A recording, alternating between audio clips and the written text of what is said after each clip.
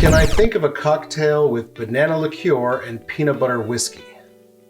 Yeah, I think we can do that. What's up, home bartenders? We got a request to make a banana and peanut butter cocktail using our homemade banana liqueur. We're also gonna be using a peanut butter whiskey. This should be a fun one. Let's do it. All right, so in honor of the King's love for peanut butter and banana sandwiches, we're calling this one the King's Manhattan. We're gonna start with Screwball peanut butter whiskey. I'm gonna do 1 ounce. I'm gonna split the base. If you want a sweeter, more peanut butter flavor, go for a full 2 ounces of whiskey, but I'm gonna split this between the peanut butter whiskey and some bourbon. For the bourbon, I'm using a Maker's Mark 101, so it's a high proof bourbon. It should give our cocktail a nice kick, keep it so it doesn't get too sweet. So a full ounce of bourbon in the mixing glass. So this is kind of a riff on a black Manhattan, so there's not gonna be any sweet vermouth, but we are gonna add an amaro.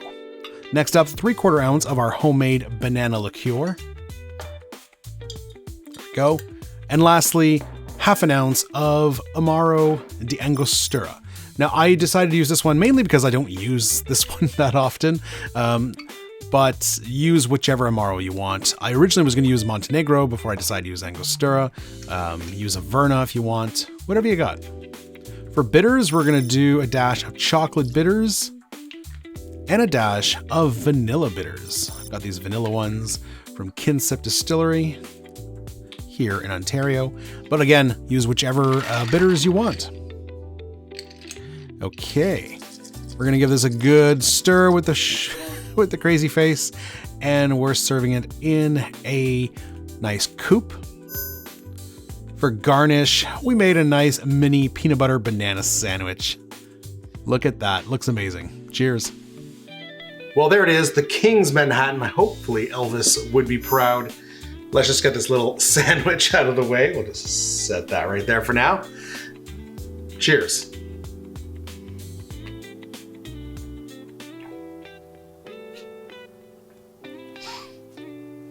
Man, there's a lot of layers to this one. I kind of like it. We do get that strong bourbon up front. We did use Maker's Mark 101 proof. So strong bourbon up front. Then you get that peanut butter and the banana. It works really well. They both come through. There's a good sweetness, not overly sweet. I'm glad we did the split base. I don't think I would want 2 ounces of the Screwball. I think doing half bourbon, half Screwball is the way to go. But you do pick up the peanut butter, you pick up the banana, and then you get some nice kind of herbal notes on the end from the Angostura Amaro, as well as the bitters. A little hint of chocolate and vanilla there. They're kind of hiding in the background, but they're there.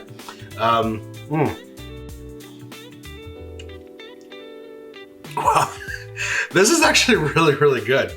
I was worried it was gonna be too sweet. Again, split base is the way to go, but still, we got 2 liqueurs in here, and fairly heavy, 1 ounce of Screwball and 3/4 ounce of banana.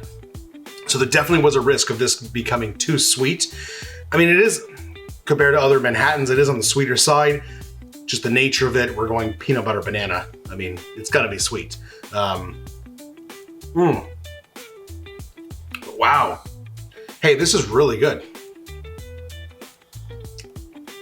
You know, when I make these cocktail creations of my own, I don't test them beforehand. You know, it's not like I'm not entering cocktail competitions, so I don't want to waste ingredients testing a cocktail 4 or 5 times till I get it right. I just do it one time. I'll brainstorm it on paper. You know, I'll say, okay, this is the Manhattan base. How can I throw in the flavors that I want? I brainstorm it before, but this is the very first time I'm making it. Usually I kind of have, okay, I'll have a few adjustments that, okay, maybe, you know, a little lower on the liqueur, but no, this one here, man, knocked it out of the park on the first try. This is fantastic. I highly recommend you try it.